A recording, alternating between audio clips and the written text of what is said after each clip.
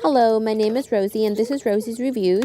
Today I'm going to be showing you guys how I made my own tiramisu pie and how you can make your own pie as well. Here are the ingredients that I got from Amazon, from Walmart.com, and from the Walmart brick and mortar store. You start by pouring 2 cups of cold milk. I had 2% in the fridge, so that's what I used. The recipe didn't specify if it had to be whole milk, 1% or 2%, so I went ahead and just used what I had in the fridge. And I mixed it with 1 packet of vanilla pudding mix. I blended those in my small blender. I didn't want to blend it into the bigger blender because I didn't want to worry about having to wash that big container when it wasn't necessary. Next, I mixed 1.5 cups of heavy cream. And you mix that with sugar. I used the cube sugar because I didn't have the regular sugar. Would I recommend this? No, I wouldn't, just because it was hard to beat. They did melt once they were in there, but I would use the regular sugar, and I was surprised I didn't have any at home. I had the cube sugar and brown sugar, so I'm sure you can use brown sugar. You would just use less of it since it's more of a sweet. And right here, what I'm pouring is an 8-ounce container of mascarpone. I used less than the 10%, or I'm sorry, 10 ounce that was in there. I mixed that with my vanilla pudding mix and cold milk that I had previously blended. I mixed all that together. I beat it really hard. I wasn't able to get it all with my hands, so I used my blender. I poured some of it into it and did some small trips and was able to just blend it a few at a time. Next, you get 3 cups of brewed espresso or coffee. I used coffee that I had. The mistake that I did here is that it was a bit warm. So, of course, my ladyfingers melted.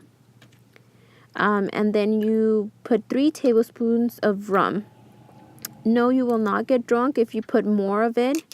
You would have to eat about more than 1 pie if you want to get drunk on it, and you probably still wouldn't. So then what I did is I used cooking spray and I sprayed my springform pan. It recommends using an 8 to 9 ounce. Here comes the more of the not harder part, but more of the time-consuming part. I had to cut all the ladyfingers to match the springform. I knew I had to do that, but it was just a challenge to get them all the same size. You don't have to, but it just looks more neater if you try to size them the same size. I used 2 containers of ladyfingers, and then I dipped them in the cold coffee. What I did is, when I realized that my cookies, I dipped in and they were melting, I put them in the freezer. I put the cup or the bowl of coffee in the freezer for about 15 to 20 minutes so that the coffee will cool off, and it worked, and I was able to dip them without having to worry about them melting. So here I am making sure that all of the springform edges are around the same.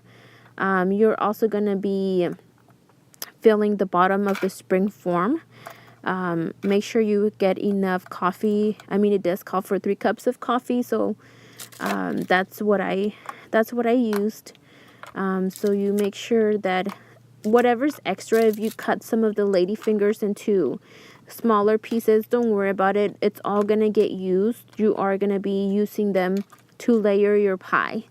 So right here, I'm just putting in all the little itty bitty ladyfingers that I had previously cut, and you want to squish them in there and make room for more, just to get a good use of it. So here comes the second layer. The second layer is about half of the pie filling that you had previously made. So you put that in there, and you don't worry about how neat it's going to be, since you're going to be putting more ladyfingers dipped in coffee over it. So here I didn't have to cut any of the ladyfingers, so I just used whole ladyfingers. I just wanted to get this pie done so I can start on my next dessert. So I dipped the remaining ladyfingers. I had about, I want to say 13 left over from the 2 packets that I got. So here I am finishing up, and what you're gonna do next is you're gonna go ahead and put in the rest of the pie filling, all of it. Don't leave anything, since you're gonna be, this is your last one. And this one you do have to be more neater, and you have to be more you just have to make sure that everything's evenly, because this is the face of your pie. This is what people are going to be seeing. It was definitely a challenge to do a tiramisu pie, but if I can do it, you can do it too. It was an awesome experience to get to share this with my family, that I made something from scratch, and that it was not a easy dessert to make. It wasn't too bad. But just the time, it was time consuming. So this is after I refrigerated for 6 hours, so it becomes firm. So what I'm doing is I'm transferring the tiramisu pie to a more of a beautiful plate that I'm going to be using for Christmas. I'm sure you can make this for a birthday or for whichever occasion you like. And then you remove the spring form, and there it is. There is your tiramisu pie. So what you do next is you grab cocoa powder for hot cocoa, and I just put it on top just so it looks pretty. And I grabbed chocolate, and I did shavings for garnish for a presentation, just so it looks beautiful. I will leave the link on the bottom of where I got the recipe. Hopefully, I wish you guys the best and good luck in making this pie.